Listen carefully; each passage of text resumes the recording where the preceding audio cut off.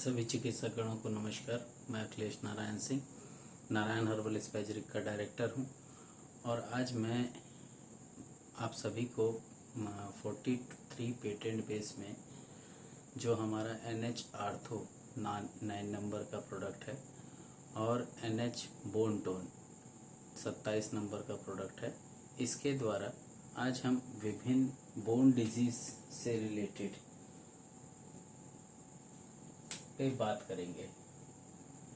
इसमें टॉपिक है आज का ortho.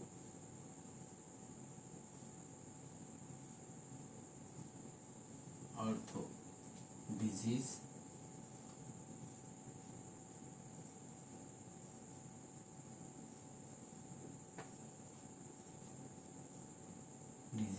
And bone disease.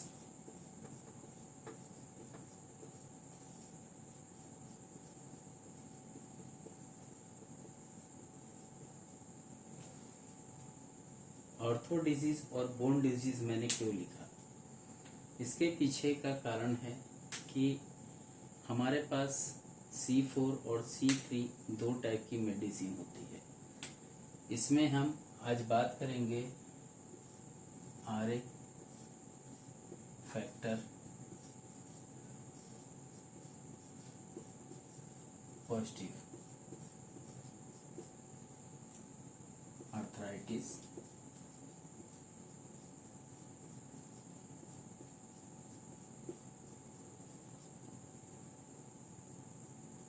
रेमोटाइड arthritis,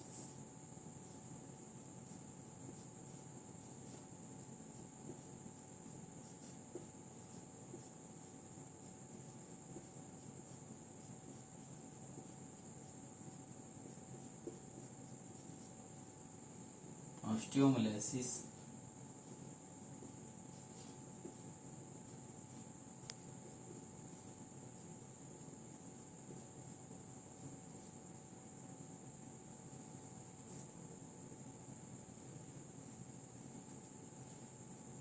osteoarthritis,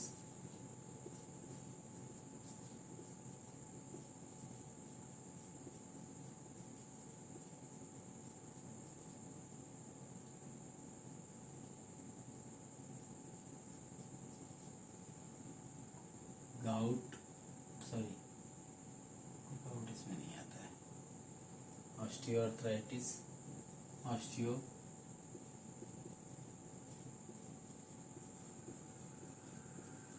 osteoporosis, bone tonic,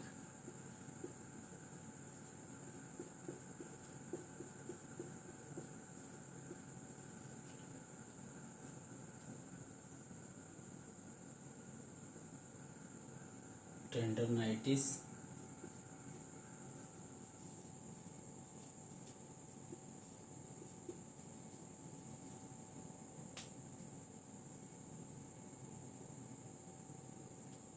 grating sensation,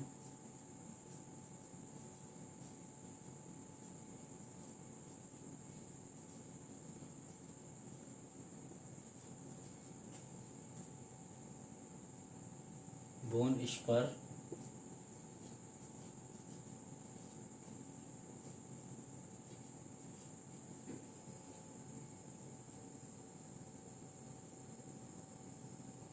bone stiffness,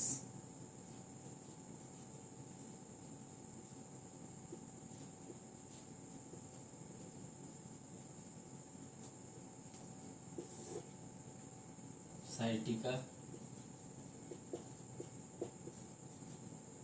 joint pains,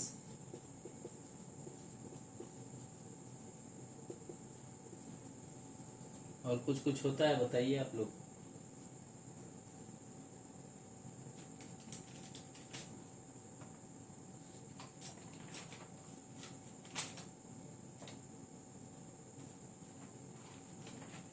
नहीं मालूम? बोन पेन होगा भाई?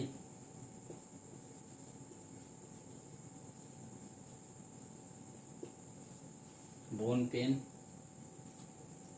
उसके अलावा में डिस्क प्रॉब्लम,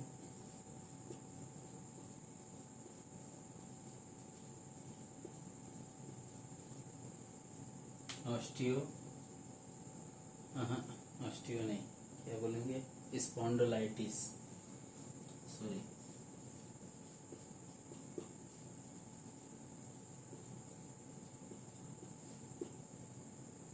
लुम्बर,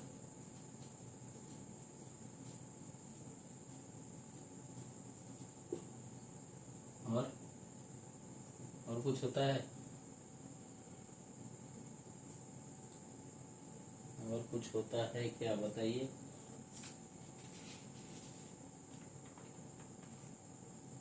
इतनी चीजों को आज हम लोग समझेंगे। इसमें है ऑस्टियोपोरोसिस,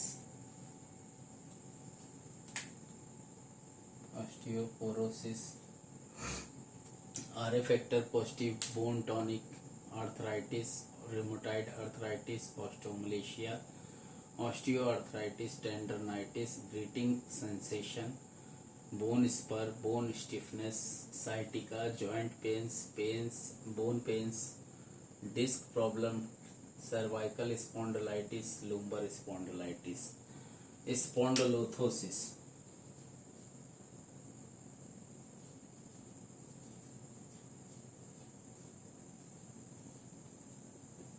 स्पॉन्डिलोलिथोसिस।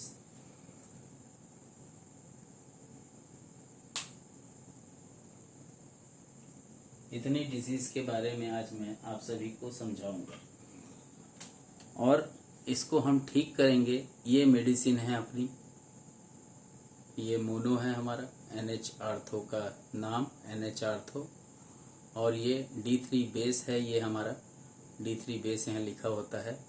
और ये इसके अलावा में ये नंबर है, ये NH आर्थो का 9 नंबर, और एक है NH बोन टोन, ये हमारा मोनो है, NH बोन टोन, इसमें NHEHM 27 नंबर लिखा हुआ है। ये 27 नंबर का हमारा प्रोडक्ट है। इसके द्वारा आज हम समझेंगे कि हमको ऑर्थराइटिस में आरए फैक्टर पॉजिटिव हो या ये इनमें से लिखा हुआ कोई भी डिजीज हो, उसको हम कैसे क्योर करें। तो उससे पहले हमको ये जानना होगा कि इसका नेचुरल फंक्शन क्या है, इसकी एनाटॉमी क्या है। मैं आपको एनाटॉमी पढ़ाने नहीं आया हूँ, बट इसके बारे में आपको अगर जानकारी नहीं होगा तो आप इसका उपयोग कैसे करेंगे। तो आरए फैक्टर टेस्ट को क्यों करते हैं, कैसे सैंपल लेते हैं, कैसे इसकी रिपोर्टिंग होती है, ये जानने के लिए आइए जानते हैं कि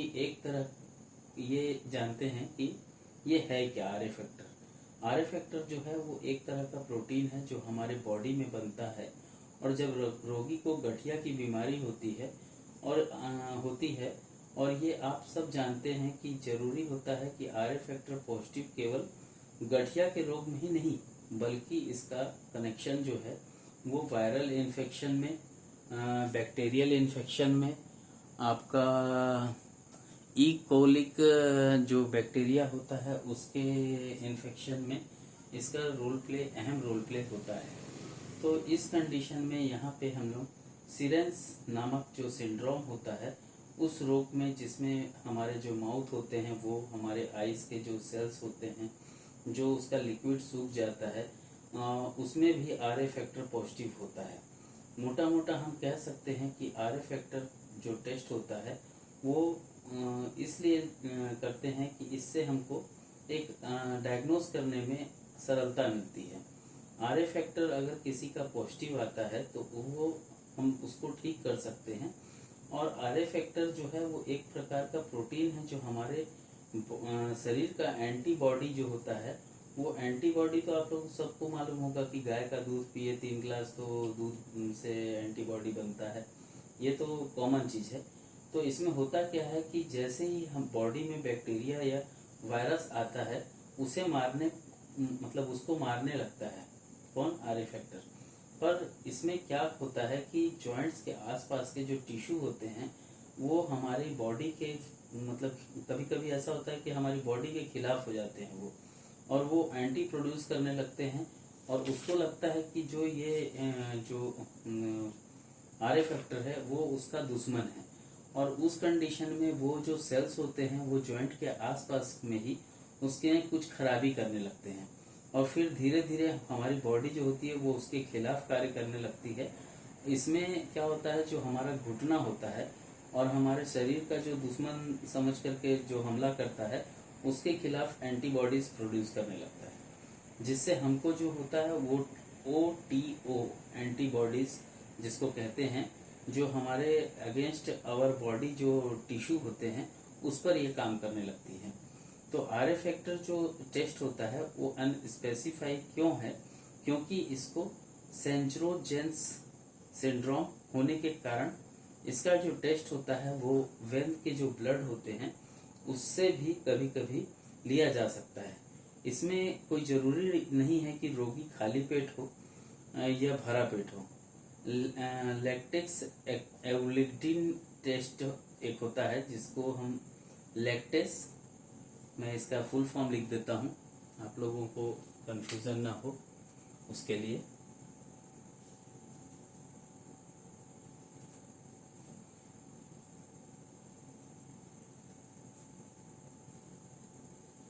लैटेक्स AGGLU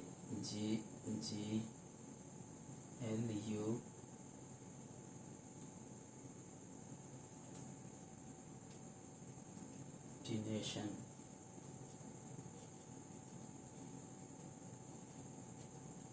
ये एक साथ है भाई। हाँ,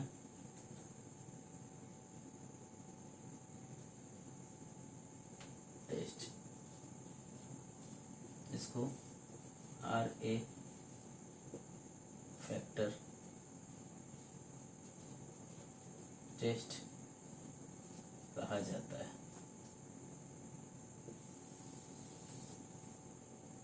RA फैक्टर टेस्ट इसको कहा जाता है। रिपोर्टिंग में अगर पॉजिटिव रिपोर्ट आता है तो उसमें RA फैक्टर प्रेजेंट लिखा भी हो सकता है, और नेगेटिव होता है तो उसमें RA फैक्टर एब्सेंट भी लिखा हो सकता है। 70 से 80% केस में RA फैक्टर पॉजिटिव अगर आता है तो इसका मतलब होता है रेमोटाइड अर्थराइटिस है बंदे को। अगर हम बात करते हैं कि 75 से लेकर 95 के बीच में अगर परसेंटेज आता है तो इसको सेंजरोन्स सिंड्रोम्स माना जाता है। कुछ अन्य टेस्ट भी करवाना पड़ता है जिससे ज्ञात हो जाता है कि दोनों में से कौन सा रोग हुआ है। जैसे इसमें अदर टेस्ट में होता है ANA, CRP, ESR। तो इसके द्वारा हम जान पाते हैं कि ऑस्टियोआर्थराइटिस क्या है। आप सभी को पता चल गया ऑस्टियोआर्थराइटिस का यूज क्या है अपने बॉडी के अंदर, उसके लिए टेस्ट क्यों कराते हैं और इससे हमको समझ में क्या आता है। अब हम बात करेंगे ऑस्टियोआर्थराइटिस के बारे में। कहाँ है ऑस्टियोआर्थराइटिस हमारा, ये है। तो ऑस्टियोआर्थराइटिस के बारे में आज बात करते हैं। इसके लक्षण और उसके कारण क्या क्या होते हैं आइए जानते हैं। ऑस्टियोआर्थराइटिस क्या है। ऑस्टियोआर्थराइटिस एक ऐसी कंडीशन है जिसकी वजह से अरबों लाखों करोड़ों लोग परेशान हैं। ये सबसे कम्युनिस्ट टाइप की आर्थराइटिस है, जो अंदर से जो कार्टिलेज होता है वो दो बोन्स के बीच के अंदर के जो फ्रिक्शन होता है वो प्रोवाइड नहीं करता है, जिसके वजह से वहाँ जो कॉशन प्रोवाइड होनी चाहिए वो नहीं हो पाती है। वो टाइम के साथ साथ या किसी और फैक्टर की वजह से ब्रेकडाउन हो जाती है। जब बोन्स एक दूसरे के ऊपर रगड़ खाते हैं तो रोगी का जो असहनीय पेन होता है, जो कार्टिलेज होता है वो दो बोन्स के बीच के गैप को मेंटेन करने का कार्य करती है। जैसे ही कार्टिलेज डैमेज हो जाती है तो इसके अंदर का जो फ्रिक्शन होता है वो फ्रिक्शन होने लगता है, इसकी वजह से दर्द होता है। समझ में आया। तो जो कार्टिलेज के डैमेज होने के कारण हुआ वो उसके बाद फ्रिक्शन होने लगता है और जिसकी वजह से दर्द होता है। अगर कोई स्पोर्ट्स पर्सन हो और उसके अंदर स्पाइन का ऑस्टियोआर्थराइटिस अधिक, मतलब क्योंकि उन लोगों में दौड़ भाग ज्यादा होती है तो उसके वजह से कभी कभी क्या होता है कि उन लोगों को ऑस्टियोआर्थराइटिस होने का खतरा ज्यादा होता है, क्योंकि उनके अचानक मूवमेंट होता है, अचानक फोर्स, अचानक उठ गए, अचानक रुक गए, अचानक दौड़ने लगे। तो ये अचानक वाला जो फंडा होता है उसके वजह से इनके स्पाइन के अंदर चेंजेस आते हैं और इससे इनको ऑस्टियोआर्थराइटिस हो सकता है। ऑस्टियोआर्थराइटिस के लक्षण क्या है? अगर हम बात करें तो ऑस्टियोआर्थराइटिस में पेन होता है, दर्द हमेशा रहता है, खाली बैठने पर भी, और अगर कोई व्यक्ति काम करता है तो भी, और जब काम करता है तो उस टाइम दर्द जो होता है वो बढ़ जाता है। स्टेफनेस क्या है? अभी यहाँ अपन लोग क्लियर होते जा रहे हैं ना, ये बोन पेन अभी क्लियर हुआ है, ये ऑस्टियोआर्थराइटिस के थ्रू आ रहे हैं, तो ध्यान देते जाएंगे। स्टिफनेस क्या होता है? जॉइंट जो होता है, जो उसके आस जो जॉइंट जो होता है उसमें एक अकड़न आती है। जिन्होंने ऑस्टियोआर्थराइटिस को देखा होगा, जिसमें मतलब देखा होगा कि जब रोगी सुबह में उठता है तो उसके जो अनेक जॉइंट्स होते हैं वो अकड़ जाते हैं। फिर चाहे वो घुटना कहें, कंधा कहें, या बोले उनके कमर हो या एड़ी हो, तो ऑस्टियोआर्थराइटिस सबसे अधिक होता है घुटने के अंदर। कंधों में सबसे ज्यादा ऑस्टियोआर्थराइटिस होता है। तो अभी अपन स्टिफनेस को भी समझ गए, कहाँ है स्टिफ, मैंने लिखाया तो था, हाँ, बोन स्टिफनेस। धीरे धीरे आगे बढ़ते हैं, एक एक पॉइंट्स को समझ लेंगे तब आप लोगों को आसान होगा। और इसका जो रोगी होता है, जो टेंडरनाइटिस की बात कर रहे हैं अपन, ये है टेंडरनाइटिस। तो टेंडरनाइटिस में क्या होता है कि जो टेंडरनाइटिस का जो रोगी होता है, जब वो अपने हाथों को, मतलब हाथ से भी अगर हल्का सा घुटने को मतलब प्रेशर दे दे, या कमर के ऊपर, एल्बो के ऊपर, कलाई के ऊपर, या कहीं पे भी मतलब जहाँ उसको तकलीफ होती है वहां वो हल्का सा छूता भी है तो वहां पे दर्द जो होता है उसको टेंडरनाइटिस कहा जाता है, जिसमें हड्डी में अकड़न आ रही हो। अगर हम बात करते हैं एक कंडीशन की, तो loss of flexibility, loss of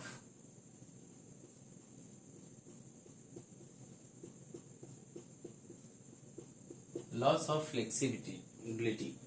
तो लॉस ऑफ फ्लेक्सिबिलिटी कहने का मतलब होता है कि जो घुटना होता है पहले जितना मुड़ता था वो अब उतना नहीं मुड़ता, कम मुड़ता है, और प्रेशर देने पर वो दर्द जो होता है वो ठीक हो जाता है। इसका मतलब होता है लॉस ऑफ फ्लेक्सिबिलिटी। ठीक है। ग्रिटिंग सेंसेशन का मतलब होता है, कहने का ये मतलब हुआ कि जब घुटना जो होता है अगर उसमें अर्थराइटिस हुआ होगा या हो रहा होगा, या कंधे का अर्थराइटिस होगा या हो रहा होगा, तो उसमें चटक की आवाज आएगी, टक से आवाज करेगा, है ना। तो जो जॉइंट्स होते हैं, मतलब बोलना चाहिए हाथ ऊपर करेंगे तो करता है ये, जॉइंट से जो होता है वो, या पैर को आगे पीछे करेंगे तो उसमें क्या होता है, दर्द जो होता है वो तेज होता है। नॉर्मल कंडीशन में ये दर्द नहीं होता है। जब रोगी का कार्टिलेज जो होता है अगर वो डैमेज हो जाए और जॉइंट स्पेस जो होता है वो रिड्यूस हो जाए, कहने का मतलब है ये जॉइंट स्पेस है, ये जॉइंट स्पेस है, इतना रहता है, और अगर ये घट जाए, ऐसे हो जाए, स्पेस घट जाए, तो ये जो रिड्यूस हुआ पार्ट, ये वाला जो पार्ट रिड्यूस होकर के जो घट गया, उसमें क्या होगा, ऑटोमेटिक वो जब टकराएगा, ऐसे ऐसे जैसे मान लेते हैं मोशन करेगा, जैसे मैं अभी कलाई को ऐसे ऐसे कर रहा हूं, तो उस टाइम पे जब व्यक्ति कलाई को ऐसे हल्का सा भी करेगा तो उसके अंदर उसको पेन महसूस होगा, और वो पेन जो होगा वो असहनीय, मतलब असहनीय दर्द होगा वो। तो ये रगड़ खाने के वजह से मतलब वहां पे पॉपलिंग साउंड आती है, जिसको हम चटक की साउंड बोलते हैं, और इसी को ग्रिटिंग सेंसेशन कहा जाता है। ये आपका ग्रिटिंग सेंसेशन है। क्योंकि कार्टिलेज डैमेज हो जाता है तो घुटने या जहां पे भी ऑस्टियोआर्थराइटिस हुआ है उसके आसपास का जो एरिया होता है वहां पे इन्फ्लेमेशन हो जाता है, और कभी कभी क्या होता है कि वहां पे पानी जैसा बना लेता है, और वहां पे पस टाइप का लिम्फेटिक नोड्स जो होते हैं वो कभी कभी जनरेट भी हो सकते हैं और कभी कभी नहीं भी होते हैं, ज्यादातर नहीं होते हैं। यहाँ इन्फ्लेमेशन होता है, और इसमें हम ईएच की क्या मेडिसिन देंगे वो मैं आगे चल के बताऊंगा। तो ये अभी अपना ग्रिटिंग सेंसेशन भी कंप्लीट हो गया। बोन स्पर की बात करते हैं। कभी कभी आप लोग देखे होंगे घुटना है या कोई पोर्शन है और घुटने के इस हिस्से से एक बोन डेवलप हो गई, मोटा सा सिस्ट टाइप दिख रहा हो, उसको बोलते हैं बोन स्पर। बोन स्पर यदि कोई रोगी है वो अपना एक्सरे करवाता है तो देखा गया है कि जो बोन्स पर जो होते हैं वो बोन के आसपास के एरिया को हार्ड मतलब कर देते हैं, और कभी कभी देखा जाता है कि एक्स्ट्रा जो बोन क्रिएट होने लगता है उसको मतलब हम लोग बोन स्पर कहते हैं। होने पर बोन्स के आसपास का जो एरिया होता है वो हार्ड हो जाता है, और इसकी वजह से जो जॉइंट होता है उसके अंदर का रिट्रिक्शन जो होता है वो आती है, जिसकी वजह से लगता है कि जो घुटने हैं वो अकड़ रहे हैं, और साथ ही घुटने के बीच का जो कुछ अटका हुआ महसूस होने लगता है। ऐसा होता है तो हम डेफिनेट करने मतलब उसको आइडेंटिफाई करने के लिए उसको हम लोग ऑस्टियोआर्थराइटिस हो रहा है। हालांकि ये पता नहीं कि किस कारण से और किस प्रकार से ये हुआ और किस स्टेज का ये ऑस्टियोआर्थराइटिस है, ये तो पता मतलब लगा पाना संभव नहीं है, परंतु ये क्लियर हो जाता है कि पेशेंट को ऑस्टियोआर्थराइटिस हो गया है। कारण क्या क्या होते हैं ऑस्टियोआर्थराइटिस के, उसको भी समझ लेते हैं। कॉजेज मतलब जिसकी वजह से ऑस्टियोआर्थराइटिस हुआ, एक दिन की ये बीमारी नहीं है, क्योंकि ये धीरे धीरे और ये एज के साथ साथ धीरे धीरे हमारे शरीर के अंदर चेंजेस लाते जाता है। जो कार्टिलेज है वो डैमेज हो जाते हैं, और जिसकी वजह से फ्रिक्शन जो प्रोड्यूस होता है वो, और जो जॉइंट्स होता है वो, और उसके अगर हम लोग रगड़ मतलब उसमें रगड़ आएगा, रब होगा, तो उसकी वजह से बोन्स जो होती है वो ग्रिटिंग की साउंड भी करने लगती है, आवाज भी करने लगती है, और चटक की आवाज भी करने लगता है, और चलना फिरना मुश्किल कर देता है। जैसे ही घुटने के आर्थराइटिस में हमको मतलब देखने को मिलता है, तो ये फिर किसी वजह से भी हुआ हो, चाहे वो वियर एंड टियर हो तो या तो मतलब किसी बीमारी की वजह से, या फिर हो सकता है किसी एक्सीडेंट हुआ हो और बचपन में हुआ हो, उसका याद उसको ना हो, तो जिसकी वजह से जो चोट होता है वो ठीक, ऊपर से तो देखने से लगता है कि ठीक हो गया, लेकिन अंदर अंदर क्या होता है वो अपना कमाल दिखा देता है और वो डैमेज कर देता है, और जो डैमेज हो जाता है तो उसके वजह से आगे चल करके वो ऑस्टियोआर्थराइटिस बन सकता है, और वहां के जो पूरे जॉइंट्स होते हैं वो उसको भी खराब करता है। जब तक रोगी को पता लगता है तब तक उसका जॉइंट जो होता है वो खराब हो मतलब 60% डैमेज कर चुका होता है, लेकिन बाद में अगर जॉइंट खराब होने लग जाए, या फिर इसका एक और कॉमन कॉज हो सकता है, देखा गया है कि लोग एक्टिव नहीं होते हैं, बहुत ज्यादा आलसी होते हैं या बैठने वाला काम ही करना पसंद करते हैं, तो उन लोगों में भी एक तरफ से ये मसल्स टाइट हो जाती है, और एक तरफ की जो मसल्स होती है वो लूज हो जाती है। जैसे मैं बोलूंगा कि कोई व्यक्ति है और ये खड़ा है, मान लो, ठीक है, अब खड़ा है वो ठीक है, खड़ा है, लेकिन अगर मान लेते हैं वो झुका, इस साइड झुकेगा तो क्या होगा, इस साइड में तो लचक आ गई, लेकिन इस साइड में क्या होगा, टाइटनेस होगा। तो ये जो टाइटनेस होगा तो यहाँ पे क्या होगा, यहाँ की हड्डी जो होगी वो नरम हो जाएगी, और इधर की हड्डी जो होगी वो टाइट हो जाएगी, ये कंडीशन होती है। तो मसल्स जो होती है वो टाइट हो जाती है, और एक तरफ की मसल्स जो होती है वो लूज हो जाती है। लूज जिस साइड में होती है उस साइड की मसल्स जो होती है, इस साइड की मसल्स जो होगी वो वीक हो जाएगी, और क्योंकि ये बार बार रिटेंशन, इसको इरिटेशन बार बार हो रहा है, ये इसलिए स्ट्रांग हो जाएगी, हार्ड हो जाएगा, ये वाला पोर्शन हार्ड हो जाएगा, ये वाला पोर्शन वीक हो जाएगा, लूज हो जाएगा। तो इसके कारण हमारे बॉडी के अंदर का जो इम्बैलेंस क्रिएट हो जाएगा, जैसे घुटने के आगे की जो मसल्स होती है उसके अंदर खिंचाव आ जाएगा, और जो पिछली मसल्स होती है वो रिलैक्स हो गई। तो कायदे से बोलना चाहिए 50-50% काम करना चाहिए, लेकिन एक जो ज्यादा टाइट है वो ज्यादा काम करता है, और जिस वजह से हमारा जॉइंट है उसके अंदर गलत सेंस से फोर्स जनरेट होता है, जो कि हमारे कार्टिलेज को डैमेज कर सकता है, जिसकी वजह से ऑस्टियोआर्थराइटिस जैसी सीवियर प्रॉब्लम जो होती है वो जनरेट हो सकती है। इसके रिस्क फैक्टर को भी जान लीजिए। इसका जो रिस्क फैक्टर होता है वो ज्यादातर ओल्डर एज में होता है, बढ़ते एज में होता है, वैसे वैसे बॉडी के अंदर कुछ कुछ चेंजेस आते जाते हैं और इन चेंजेस की वजह से जॉइंट के अंदर सीवियर प्रॉब्लम हो सकती है। जेंडर की बात करें तो एक अध्ययन में ये बात सामने आया कि फीमेल्स जो होती हैं उनके बोलना चाहिए उनके अंदर जो ऑस्टियोआर्थराइटिस होता है वो अधिक पाया जाता है एक्स कंपेयर टू मेल। क्योंकि ऐसा ऐसा क्यों होता है इसका कारण तो नहीं बताया जा सकता, परंतु अपेक्षा ये होती है कि फीमेल को ये रोग अधिक होता है। तीसरा कारण होता है ओबेसिटी। अगर किसी व्यक्ति को मोटापा है तो उस कारण से भी ऑस्टियोआर्थराइटिस हो सकता है। जॉइंट्स की अगर इंजरी की बात करें तो चोट लगा होगा तो उसके वजह से भी जॉइंट खराब हुई होंगी, तो उसके वजह से भी ऑस्टियोआर्थराइटिस हो सकता है।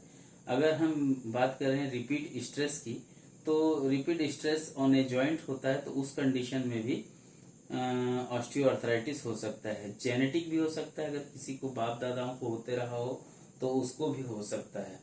बोन जो होती है अगर हम बात करते हैं तो सर्टन मेटाबॉलिक डिजीज कुछ होती हैं, कुछ लोगों में देखा गया है कि होमोक्रोमोटेटिक्स जो डिजीज होती है, कहाँ लिखूं उसको, मिटा दूं इसको, नहीं इधर मिटाता हूँ, इधर लिख देता हूँ।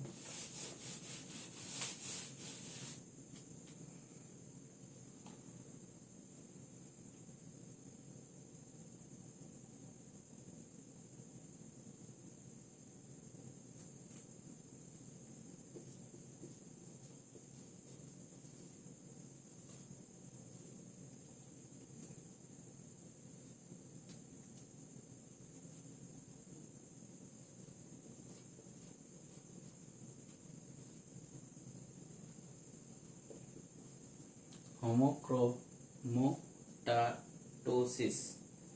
ये जो डिजीज होने के कारण और आर्थराइटिस जो होता है वो जेनरेट हो जाता है। कौन सा, ये, और आर्थराइटिस जो होता है वो जेनरेट हो जाता है।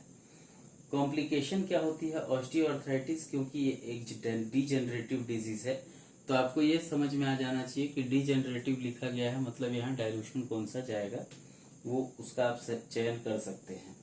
तो क्योंकि जो समय के साथ साथ धीरे धीरे ये पेन जो होता है वो बढ़ते जाता है और क्रोनिक पेन और स्टिफनेस हो जाता है, और जिसकी वजह से डिप्रेशन या स्लीप डिस्टरबेंस भी बढ़ सकता है, ये कंडीशन होती है।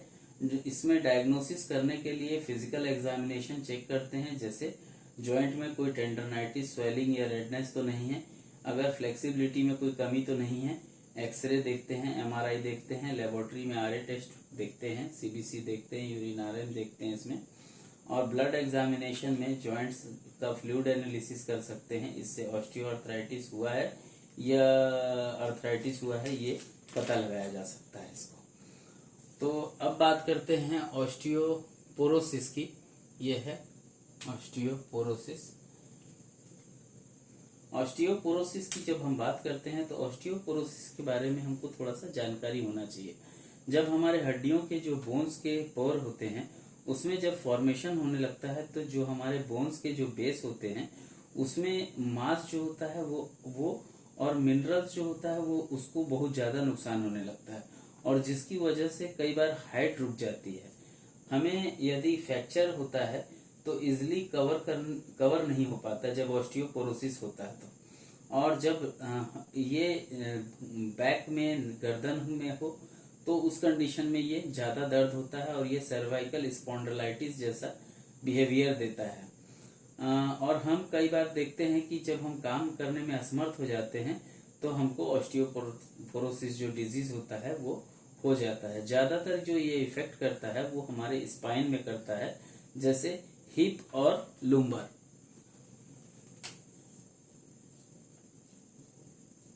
हिप पेन, तो हिप और लुम्बर इस जगह पे ये नुकसान करता है। इसमें ऑस्टियोपोरोसिस जो होती है वो 4 प्रकार की होती है। ऑस्टियोपोरोसिस जो होती है वो 4 प्रकार की होती है। कौन कौन सी होती है वो लिखना चाहे तो लिख लीजिएगा।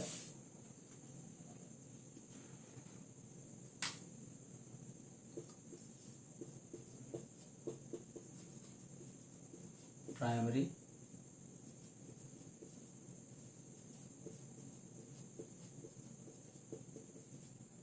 सेकेंडरी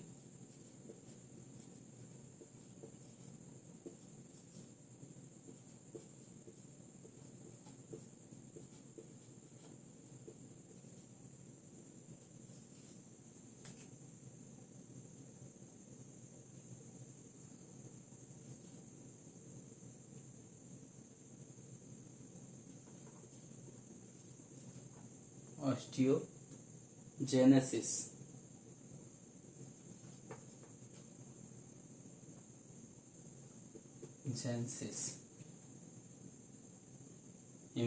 imperfect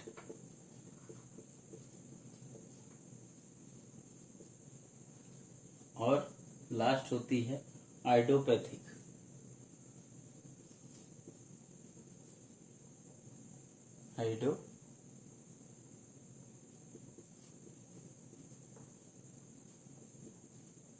आइडियोपैथिक इसको बोला जाता है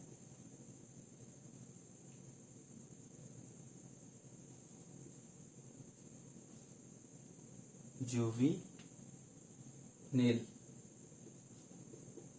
सिंड्रोम्स होता है ये एक तरह का।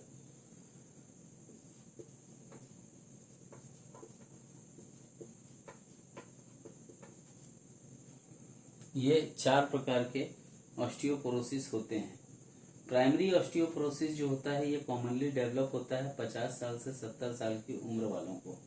सेकेंडरी ऑस्टियोपोरोसिस जो होता है ये मेनली डेवलप होता है जिनको हाइपर पैराथायरॉयडिज्म हो या हाइपरथायरॉयडिज्म हो और ल्यूकीमिया हो गया हो, और मेडिकेशन के कंडीशन का जब बात आता है जिसमें हम हाई लेवल का जो मेडिकेशन होता है वो इनटेक कर रहा हो, तो उसकी वजह से भी ऑस्टियोपोरोसिस के होने के वजह से जो चेंजेस होते हैं उसको हम सेकेंडरी ऑस्टियोपोरोसिस कहते हैं। इसमें osteogenesis imperfect caused by defective genesis genes बोलना चाहिए। हमारी बॉडी में जो जेन्स होते हैं वो इफेक्टिव होते हैं और उसकी वजह से भी कभी कभी ऑस्टियोपोरोसिस जो होता है वो वहां पे लीड होने लगता है। चौथा कंडीशन होता है आइडियोपैथिक जुवेनिल ऑस्टियोपोरोसिस। ये ज्यादातर जिनकी उम्र 8 से 14 साल की होती है ये उन्हीं को होता है। कॉजेज ऑफ ऑस्टियोपोरोसिस, तो इसमें कहा जाता है कि loss of calcium diet, physical activity की जो कमी होती है वो बहुत ज्यादा होती है, या कभी कभी देखा जाता है कि जीन्स के द्वारा फैमिली हिस्ट्री में किसी को रहा हो बाप दादाओं को, तो ये उसमें से भी आता है। जेंडर की बात करें तो ये महिलाओं को अधिक होता है। और एथनिसिटी बोल रहे हैं, अगर एथेंटिक सिटी बात करें तो जो लोग एशियन होते हैं, जो लोग व्हाइट होते हैं वो होते हैं, और जो एशियन गोरे होते हैं जो पीपल लोग, उसमें भी ये जो विदेशी गोरे और जो एशियन गोरे लोग होते हैं उनको भी ऑस्टियोपोरोसिस होने के जो चांसेस होते हैं वो अधिक होते हैं। रिस्क फैक्टर क्या है ऑस्टियोपोरोसिस का? इसमें अल्कोहल यूज करने वाले, इसको हम लोग कैसे याद करें, ACCSS,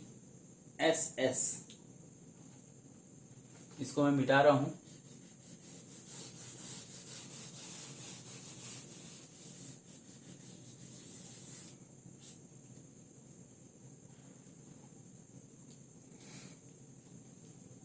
इसको हम लोग याद करते हैं ACCESS।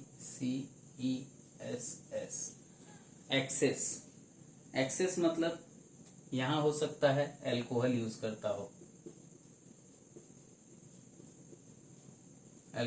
करता हो, दूसरा कंडीशन हो सकता है cortical steroid use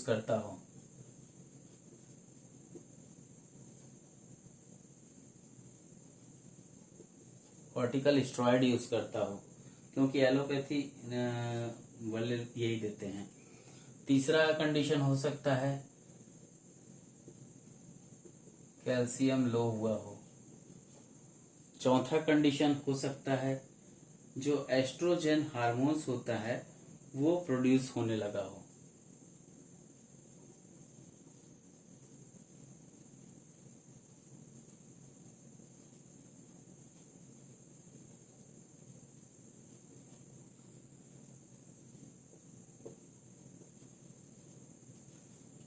osteoporosis estrogen जो हार्मोन्स होता है वो उसका प्रोडक्शन जो होता है वो कम हो रहा हो फीमेल लोगों में, producing is low in female. ठीक है, फीमेल लोगों में। एक कंडीशन होती है स्मोकिंग,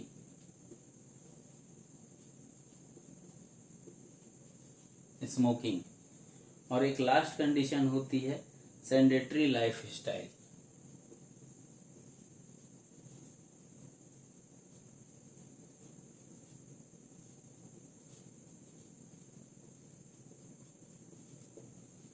रजवाड़े जो बन के नवाब टाइप रहते हैं ना, सेडेंटरी लाइफ स्टाइल, आलसी लोगों का। अब हम समझते हैं कि पैथोफिजियोलॉजी जो होती है ऑस्टियोपोरोसिस डिजीज की, उसका रिस्क फैक्टर क्या होता है। तो हमको ये मालूम होना चाहिए जो स्केलेटल फ्रेगलिटी होती है, इसका मतलब ये होता है कि जो स्केलेटल होता है वो नाजुक हो जाता है। और दूसरी कंडीशन होती है कि जो हमारे बोन्स का जो स्ट्रक्चर होता है उसमें डिस्टरबेंस होने लगता है, और जो बोन्स का मटेरियल होता है वो बोन्स के एक्चुअल स्पेस जो जगह होता है वहां नहीं होता है और इधर उधर फैलने लगता है। और जो हमारे बोन्स जो होते हैं उसका जो डायामीटर होता है वो इंक्रीज करने लगता है, और ऐसे में बाहर का जो सपोर्टिव कॉर्टिक्स होता है, जो उसकी जो झिल्ली होती है वो बहुत पतली होती है और ज्यादा पतली होने लगती है। जब हमारे बोन्स का डायामीटर इंक्रीज होने लगता है तो उसमें जो पोर्स होते हैं वो बहुत ज्यादा डेवलप होने लगते हैं, और डेवलप होने लगते हैं तो उसके कारण बोन्स का जो स्ट्रेंथ होता है वो बहुत वीक होने लगता है। तो ऐसे कंडीशन में जो फ्रैक्चर, अगर मान लेते हैं कभी फ्रैक्चर का जो रिस्क होता है वो बढ़ जाता है, और हम कभी भी चोट अगर लगा तो ये समझ लीजिए कि वो फ्रैक्चर जल्दी ठीक नहीं होगा। इसके कारण जो बोन्स होते हैं वो बहुत ज्यादा डैमेज होने लगते हैं, और जो व्यक्ति होता है उसको ऑस्टियोपोरोसिस डिजीज लीड होने लगता है। जिससे मैंने बताया कि हमारे यहाँ जो बोन्स जो होता है वो बहुत नाजुक होती है, और नाजुक यहाँ पे हो जाती है, और ऐसे कंडीशन में ऑस्टियोपोरोसिस जो कंडीशन होती है उसके द्वारा बोन का जो मास होता है वो और वहाँ वो लूज होने लगता है। और जितने भी कारण बोलेंगे अगर ऑस्टियोपोरोसिस की जो लीड करने वाली बात, तो ऑस्टियोपोरोसिस में क्या आता है, फ्रैक्चर हो गया, हिप हो गया, वर्टिब्रल हो गया, व्रिस्ट हो गया, और बोन्स जो चेंज हुआ है उसका स्पेस वो हो गया, किनॉप्सी हो गया, या डोवर हम्प बोलते हैं, लॉस, हाइट लॉस कर रहा हो, या प्रोड्यूशन एब्डोमेन हो, इंक्रीज पल्मोनरी कैपेसिटी जो हो वो, और रिफ्लेक्स एसोफेगाइटिस जो बोलना चाहिए ये जनरेट होता है। फ्रैक्चर की जब हम बात करते हैं तो फ्रैक्चर में अगर हिप की बात करें, वेटिब्रल की बात करें, व्रिस्ट में बात करें, तो ऐसे जगहों पे अगर फ्रैक्चर आ जाएगा तो चेंज जो होगा बॉडी का जो स्पेस है, बॉडी का जो शेप है उसमें काइनोप्सी की कंडीशन हो जाएगी, और उसके वजह से बैक स्पाइनल कॉर्ड जो होता है उसमें मतलब उसमें डाउन गैप होने लगेगी, मतलब नीचे की जो पोर्शन एल वाली सीरीज जो होती है, लुम्बर वाली जो सीरीज होती है वहां पे वो डाउन होने लगेगा। तो नीचे दबेगा तो क्या होगा, यहाँ पे फ्रिक्शन जो होगा वो डिस्टर्ब होगा, उससे चलने फिरने नहीं देगा। अगर हाइट लॉस में की बात करें तो जो हमारा हाइट लॉस होने लगता है और हमारा जो बॉडी होता है वो प्रोड्यूसिंग एब्डोमेन जो होता है वहां पे धीरे धीरे बैंड होने लगता है, और जो हमारे एब्डोमेन होते हैं उसके ऊपर स्वेलिंग आ जाती है। इसमें अगर चौथे कंडीशन की बात करें तो डिक्रीज जो पल्मोनरी कैपेसिटी होती है, जो सांस लेने की जो क्षमता होती है उसमें भी डिफिकल्टी आने लगती है। रिफ्लेक्सेस अगर ऑसोफेगाइटिस बात करें तो जिसकी वजह से हमको गैस्ट्राइटिस होने लगता है। अगर हम इसमें डायग्नोसिस कराएंगे अगर डायग्नोस्टिक सेंटर से, तो इसमें हमको x-ray, CT scan, ultrasound, blood analysis, urine analysis कराना पड़ता है। ब्लड एनालिसिस में हम देखते हैं कि कैल्शियम का काउंट कितना है, उससे हम पता लगा सकते हैं कि यूरिन एनालिसिस जो है वो हमारे 24 आवर्स में यूरिन का कलेक्शन जो रहता है वो, और जो सैंपल के रूप में हम लेते हैं और जो सैंपल हम लेते हैं वो, और किडनी में जो लीकेज, कहीं कहीं ऐसा तो नहीं कि किडनी में लीकेज हो रहा है, तो वो चेक हो जाता है उससे, और इसके द्वारा हम पता लगा सकते हैं कि ऑस्टियोपोरोसिस है या नहीं। तो मैनेजमेंट में हम लोग इसमें मेडिकेशन कराते हैं, कई बार कैल्शियम और विटामिन डी देते हैं, तो अपनी ईएच मेडिसिन से देते हैं। सप्लीमेंट रेमेडीज में क्या करते हैं, इसमें बोन टोन को हम देते हैं।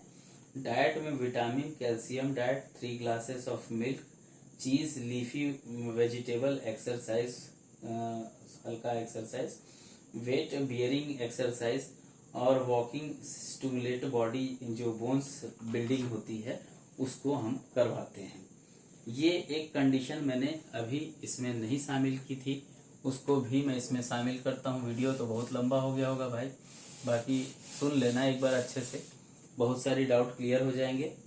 अगर हम गाउट की बात करते हैं, गाउट के लिए हम लोग एक अलग से क्लास कर लेंगे, गाउट के लिए और यूरिक एसिड के लिए, क्योंकि ये बहुत ज़्यादा लंबा हो जाएगा, तो इसको अपन शॉर्ट करते हैं। और शॉर्ट करते हुए अपन आ जाते हैं अब सीधा सर्वाइकल स्पॉन्डिलाइटिस के ऊपर। सर्वाइकल स्पॉन्डिलाइटिस क्या है? जो गर्दन है, जो रीढ़ की हड्डी होती है, जो जोड़ों के दर्द के, जो जोड़ों के बीच में जो दर्द होता है, उसको हम सर्वाइकल स्पॉन्डिलाइटिस करते हैं। इसका दूसरा नाम सर्वाइकल ऑस्टियोआर्थराइटिस या नेक अर्थराइटिस भी इसको कहा जाता है। सर्वाइकल स्पॉन्डिलाइटिस होने के लक्षण क्या है? ज्यादातर 40 की उम्र में ये जो प्रोसेस होता है, ये डिजनरेशन से का वो शुरू हो जाता है, बट इसके जो लक्षण होते हैं वो 60 साल से ज्यादा की उम्र में ज्यादातर पाए जाते हैं। गर्दन का जो क्षेत्र होता है उसके ऊपर, शोल्डर के जो बैक का रीजन होता है उसके ऊपर, बाह जो होता है उसके ऊपर, और ये उंगलियों में भी हो सकता है। कई बार देखा गया है कि खांसने, छींकने या गर्दन को पीछे तरफ करने से जो दर्द होता है वहां पे एग्रेवेट बढ़ जाता है, और उसके वजह से गर्दन की जो हड्डी होती है उसमें दर्द होती है। गर्दन का के ऊपर अगर चोट लग जाए, ट्रॉमा हो जाए, तो उस कंडीशन में भी इस जगह पे दर्द होता है। अगर पोस्चर की बात करें तो एक पोस्चर में अगर गर्दन को रखा जाए और बार बार उसको झुकने या उठने में जो रिपीटेटिव मूवमेंट होता है, इसके कारण भी सर्वाइकल स्पॉन्डिलोलिथोसिस हो सकता है। अब हम बात करते हैं, ये हुआ सर्वाइकल की बात। यही कंडीशन अगर लुम्बर पे होगी तो लुम्बर स्पॉन्डिलाइटिस होगा। तो सर्वाइकल भी क्लियर हो गया, ये भी हो गया। बचा क्या है भैया लोग? रेमोटाइड अर्थराइटिस भी हो गया है, बोन स्पर भी हो गया है, बच गया है आपका बोन टॉनिक, और इधर साइटिका, और आपका इधर ऑस्टियोमलेशिया। तो इसको भी अपन लोग कंप्लीट कर लेते हैं। स्लिप डिस्क की बात भी कर लेते हैं इसमें, क्योंकि हमने डिस्क प्रॉब्लम लिखा है। बेसिकली जो हम बात करते हैं कि स्लिप डिस्क क्या है, तो इसको समझने के लिए सबसे पहले ये समझना होगा कि बॉडी जो होती है उसकी एनाटॉमी क्या है। एनाटॉमी को अगर हम समझ जाते हैं तो उसकी वजह से क्या उपज है। और अब देखिए कि जो सर्वाइकल वर्टिब्रा होता है वो कितना होता है? 1 से 7 होता है, इसलिए C1 से C7 तक लिखा जाता है इसको, इनकी संख्या होती है। अगर थोरेसिक की बात करें तो उस हिस्से में उस हिस्से में T से इसको बिलोंग किया जाता है। अगर हम लुम्बर वर्टिब्रल की बात करते हैं तो उसको हम लोग L लिख करके प्रोनाउंस करते हैं। अगर इसकी बात हम करें तो कॉक्सी वर्टिब्रल जो होता है वो भी होता है। और थायरॉक्स वर्टिब्रल में अगर सिस्ट उत्पन्न हो जाए या फिर गिर जाए, या छत से ऊपर से नीचे गिर जाए, बाइक से गिर जाए, या फॉल डाउन हो जाए किसी कंडीशन से, तो जनरल कॉजेज में वहाँ ट्रॉमा या इंजुरी हो जाती है, जिसके वजह से वहाँ पे जो टिश्यू होती है वो डैमेज होती है। और इसके अलावा में सर्वाइकल और लुम्बर के जो 5 वेटिब्राज होते हैं, ये जितने भी वेटिब्रा होते हैं, ना कि इनके बीच में बेसिकली एक रैपिड सब्सटेंस जो होता है अगर वो डिस्टर्ब हो जाए तो इंट्रल वर्टिब्रल डिस्क आईवीडी डेवलप हो जाती है। आईवीडी अंदर से दो कवरिंग होती है। आपको मैं ऐसे समझाता हूं कि अगर हम लाइफ की बात करें तो बेसिकली एक आउटर सेल कवरिंग होता है, ऊपर से वो हार्ड सब्सटेंस का होता है, और जो अंदर सरफेस जो होता है उसके अंदर बेसिकली एक जेली होती है, जेली सब्सटेंस होता है। इसको टीनी सब्सटेंस भी कहते हैं। तो ये जो जेली होता है ये बेसिकली प्रोवाइड करता है, प्रोवाइड करने के लिए होता है, बट ये इंट्रल वर्टिब्रल जो होता है ये अपने इसलिए होता है कि इनके बीच में जो मौजूद जो रहता है, जो बेसिकली रहती है इसलिए क्योंकि वो वर्टिब्रल आपस में रगड़ नहीं खाए। मान लो दो हड्डियां आपस में एक के ऊपर एक रखी हो और उसमें कॉशिंग पैड जो होता है वो नहीं हो, तो forward bone, back bone, forward bending या बैक बेंडिंग या स्लाइड बेंडिंग, या मतलब कहने का मतलब आप समझिएगा कि अगर मैं ऐसे झुका, ऐसे झुका, ऐसे झुका, मतलब कैसे भी बेंड कर रहा हूं बॉडी को, तो मेरे साथ क्या प्रॉब्लम आएगी, उस जगह पे दर्द उठेगा। और क्योंकि C1 और C2 जो होता है वो उसके अंदर मूवमेंट नहीं होता है, और इसको छोड़ करके बाकी जितनी होती है वो सभी में मूवमेंट होता है। उसके अंदर जो होता है वो सैक्रम और कॉक्सी जो होते हैं वो आमतौर पे आउटर का जो एक क्रिया है, जो कि आउटर कवरिंग के लूज अप हो जाने से उत्पन्न होता है।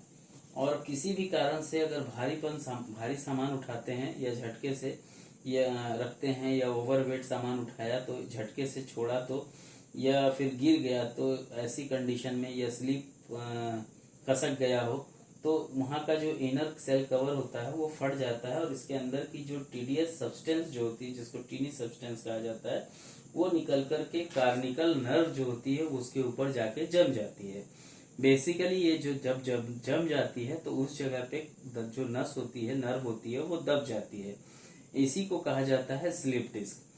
हर्निएशन जो होता है, अगर हर्निएशन में बात करें तो उसमें क्या होता है, प्रोलैप्स हो जाती है डिस्क, और ये सभी बेस अलग अलग नाम से मात्र जाने जाते हैं, इसलिए इन सभी का जो अर्थ होता है वो स्लिप डिस्क होता है। तो इस तरीके से हम स्लिप डिस्क की बात हुई। ऑस्टियोमलेशिया क्या है? ऑस्टियोमलेशिया जो है वो एक मेटाबॉलिक बोन डिसऑर्डर है, जिसके कारण हमारी जो बोन जो होती है वो सॉफ्ट हो जाती है और कमजोर हो जाती है, मतलब जरूरत से अधिक नरम व कमजोर हो जाती है, और ये रोग महिलाओं में को अधिक होता है। यदि ऑस्टियोमलेशिया होता है तो हम रिकिट्स जो होता है, जो रिकिट्स बच्चों का जो डिजीज होता है, ये ऑस्टियोमलेशिया बच्चों में ज्यादा पाया जाता है। तो ये कंडीशन, सारी कंडीशंस हुई जिसको मैंने आप सभी को डिस्क्लोज किया। अभी बात करूंगा ट्रीटमेंट की, तो उससे पहले आप जान लीजिए एक चीज बच गया है आपका, साइटिका भी हो गया यहाँ पे, और आपका ऑस्टियोमलेशिया भी हो गया, रह गया है स्पॉन्डिलोलिथोसिस। तो इसको भी थोड़ा सा समझ लीजिए। बेसिकली जो डिस्क होता है वो स्लिप हो जाने की वजह से जो वहाँ पे कॉम्प्रेशन हो जाता है, इसलिए इसको दो टर्मोलॉजी में समझने की जरूरत होती है। इसको कहा जाता है स्पॉन्डिलाइटिस और स्पॉन्डिलोलिथोसिस।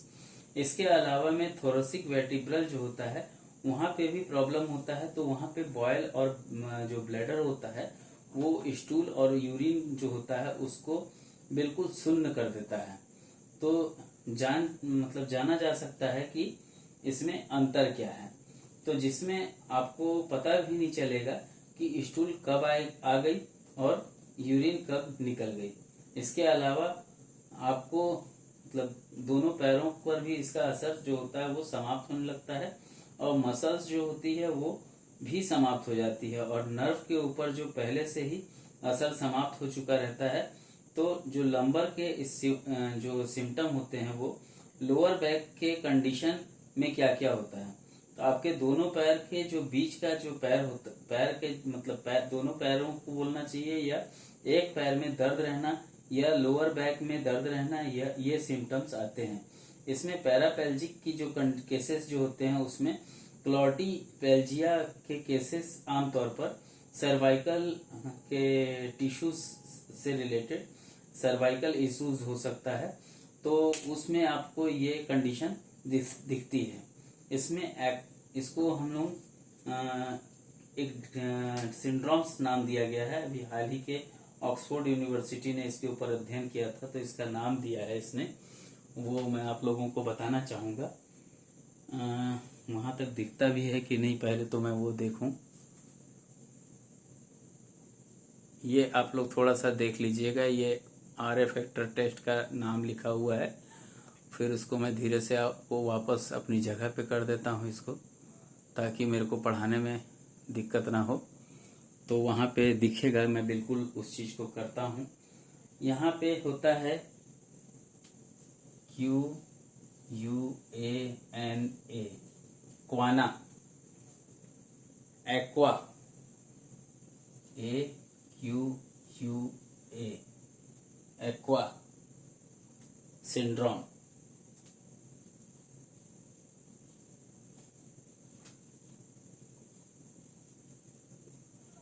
ये एक्वाना जो है वो प्रोफेसर का नाम है, एक्वा सिंड्रोम होते हैं। इसमें जो टेस्ट होता है वो एक्सरे, MRI,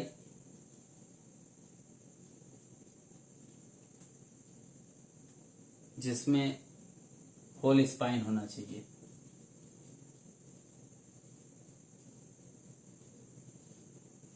कंडीशन का MRI कराते हैं।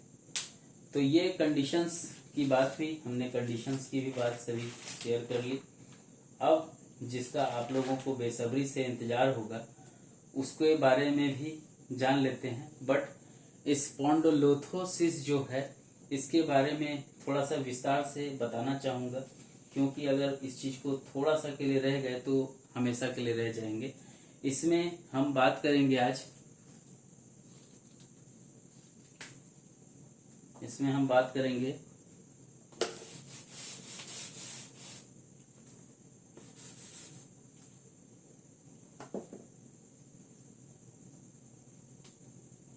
L4, L5,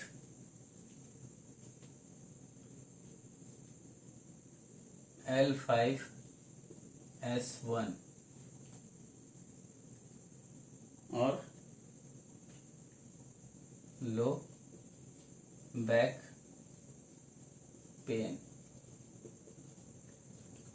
ये बहुत ज़्यादा आजकल आ रहा है कि सर ये इस टाइप से केस को थोड़ा सा समझा दो, तो उसके लिए मैंने इसको डाला है इसके बीच में। तो आइए समझते हैं लिथीसिस का मतलब क्या। स्पॉन्ड का मतलब तो स्पाइन हुआ, लेकिन लिथीसिस का मतलब क्या। लिथीसिस का मतलब होता है स्लिप करना, या जो स्पॉन्डो का मतलब होता है स्पाइनल वेटिब्रा का एक वेटिब्रा जब ऊपर से स्लिप कर जाता है और दूसरे वेटिब्रा से उसके ऊपर स्पॉन्डिलोलिथोसिस होता है, तो उस कंडीशन को स्पॉन्डिलोलिथोसिस कहते हैं। आपने सुना होगा कई बार कि रोगी कहता है कि मेरे मन का खसक गया है। ये वही चीज है जो स्पॉन्डिलोलिथोसिस है।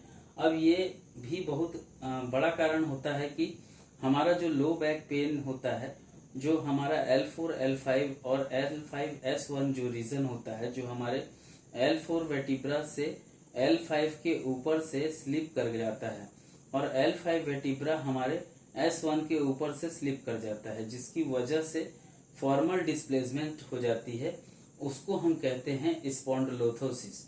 ये एक कंडीशन है जब वेटिब्रा पीछे की ओर स्लिप कर जाता है और हम कहते हैं कि या बोलते हैं कि इसको रेक्टोलिथीसिस हो गया है।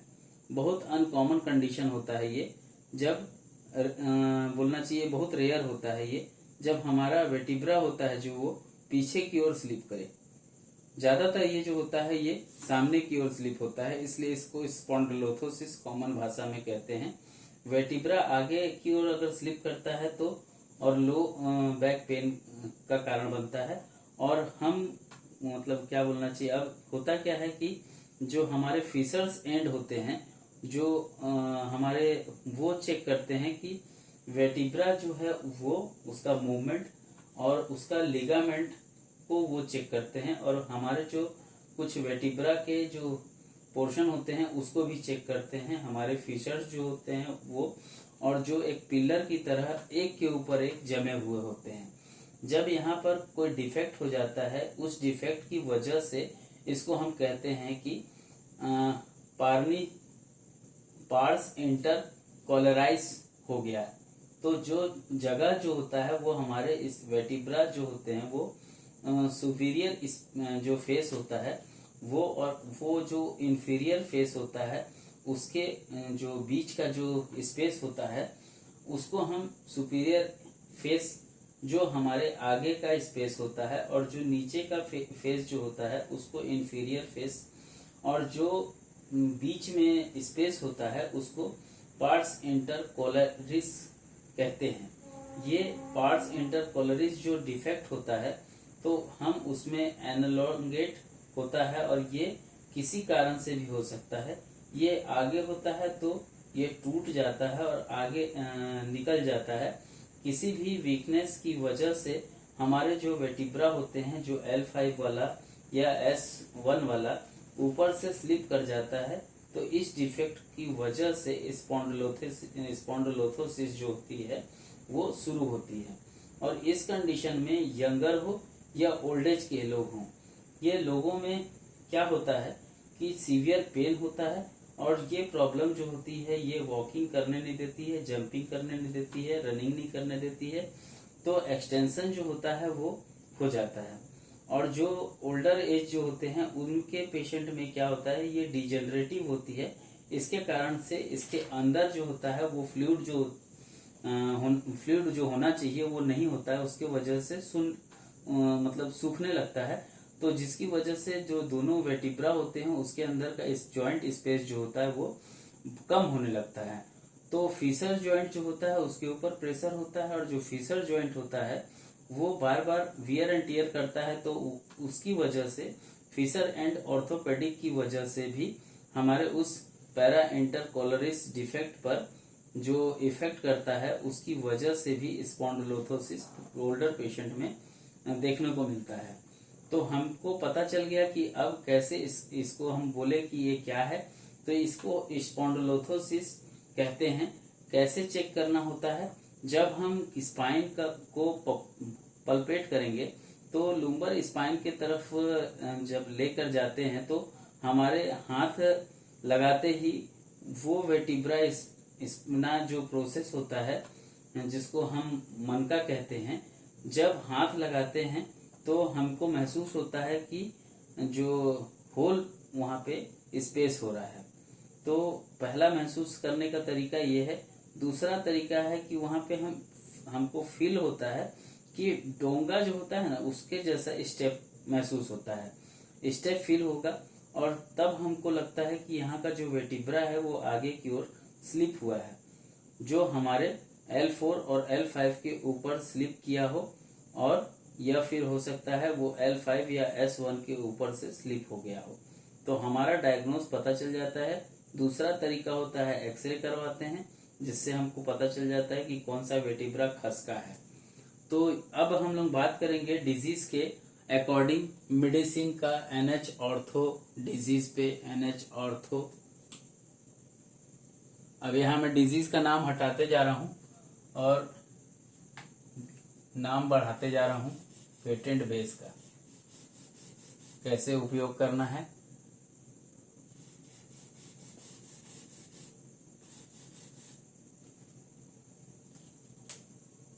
NH ortho 9 number and NH bone tone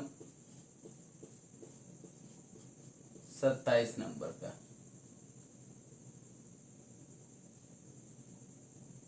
27 number का उपयोग हम लोग जानेंगे। इसको मिटा दूं क्या? मिटा देता हूं।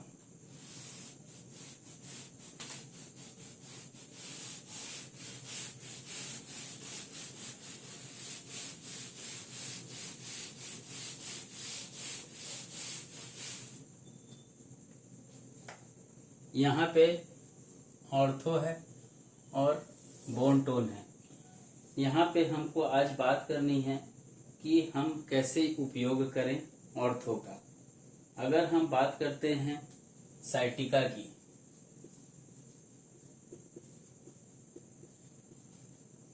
की, तो यहाँ पे हमको मिलाना होगा मेडिसिन के अंदर एस्टेन, वर्वन और क्या है YE, सभी को 10-10 ड्रॉप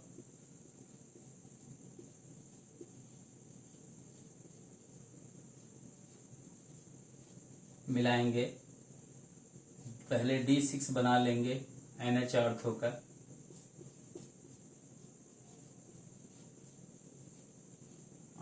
D6 बना लेंगे और उसमें D3 बेस का ये दवाइयों को मिला देंगे और जो डोज होगा वो 10 ड्रॉप TDS होगा।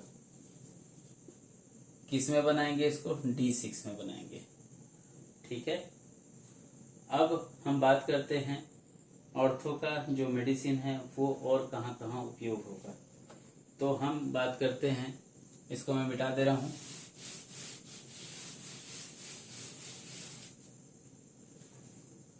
इसके अलावा में बात होगी जब ऑस्टियोमलेशिया की, बोन पेन,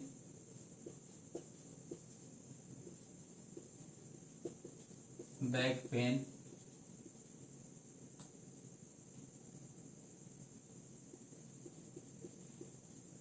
या किसी भी पेन ऑर्थो रिलेटेड में जब हम मेडिसिन को बनाएंगे तो D6 बना लीजिए या D8 बना लीजिए। दोनों कंडीशन में इसमें जब हम मेडिसिन मिलाएंगे तो F2 और BE मिलाएंगे। F2 का होगा 5 ड्रॉप, F2 का होगा यहाँ पे 5 ड्रॉप और BE का होगा 12 drop.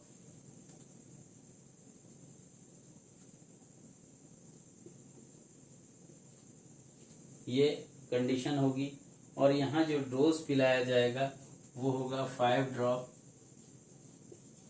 With half cup of hot water 4 times. इसके अलावा में ये काम आएगा आपका ऑस्टियोआर्थराइटिस में।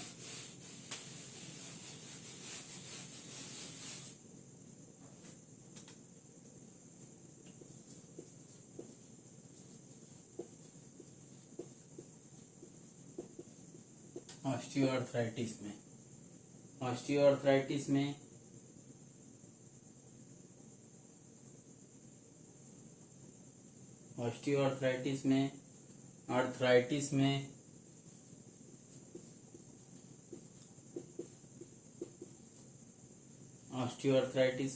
आर्थराइटिस में और डिस्क प्रॉब्लम में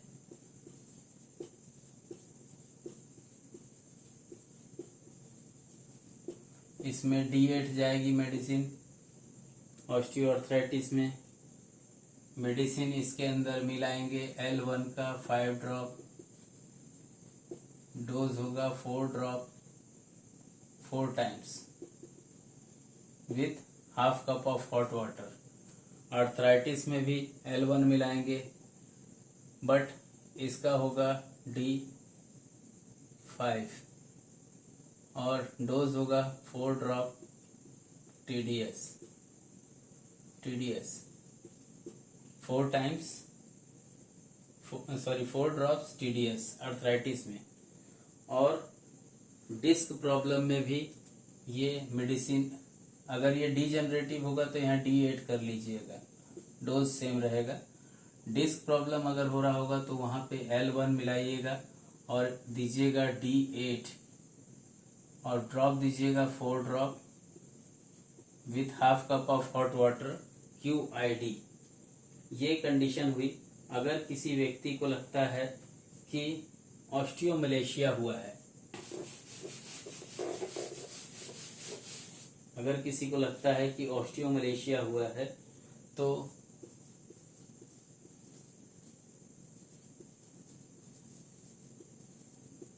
ऑस्टियोमलेशिया हुआ है और वहाँ पे हमको मेडिसिन देने की आवश्यकता पड़ रही है, तो उस जगह पे आप इस मेडिसिन का D6 बना करके 10 drop with half cup of hot water दीजिएगा। अब रह गया है यहाँ पे joints pain, rheumatoid arthritis, bone TB, bone CA.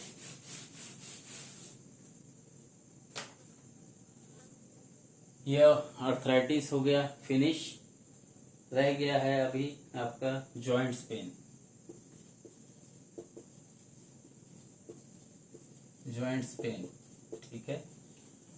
Joints pain में हमको मेडिसिन डालनी होगी वर्वन, A1 और WE और GE। बड़े जोड़ होंगे तो इसको एक्सटर्नल डालिएगा।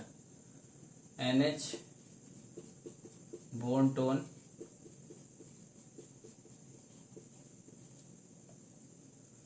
NH बोन टोन जो मेडिसिन है उसको तोड़ लीजिएगा D6 में और इसके अंदर इन सभी मेडिसिन का 5-5 ड्रॉप ऐड कर दीजिएगा।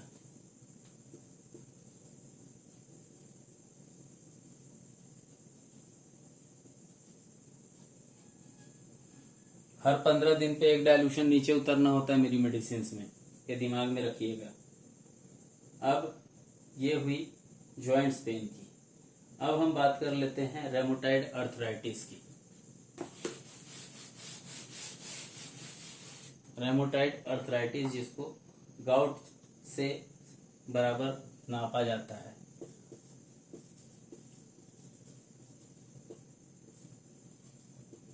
स्पेलिंग गलत हो सकती है भाई, है ना।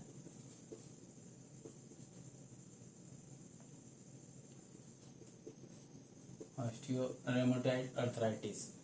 रेमोटाइड आर्थराइटिस में छोटे छोटे जोड़ पे भी प्रेशर होता है।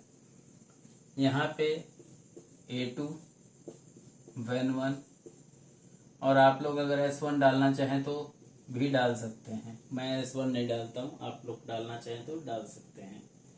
इसमें सभी मेडिसिन जो होंगी वो 10 ड्रॉप होंगी। कब? जब आप मेडिसिन NH बोन टोन का D6 बना लेंगे और उसके अंदर सभी दवाइयों का 10-10 ड्रॉप डाल देंगे और तब इसको पेशेंट को 5 ड्रॉप 4 टाइम्स आधा कप गर्म पानी के साथ मिला करके पिलाएंगे। तो इस तरीके से रेमोटाइड आर्थराइटिस भी कवर हो जाएगी। अब इसी के साथ मैं इस वीडियो को विराम दूंगा। आप सभी का धन्यवाद मुझे इतने देर झेलने के लिए। आप सभी का प्यार मिल रहा है, बहुत अच्छी बात है। मैं 43 पेटेंट बेस जो है जिसको 11,500 रुपये में 38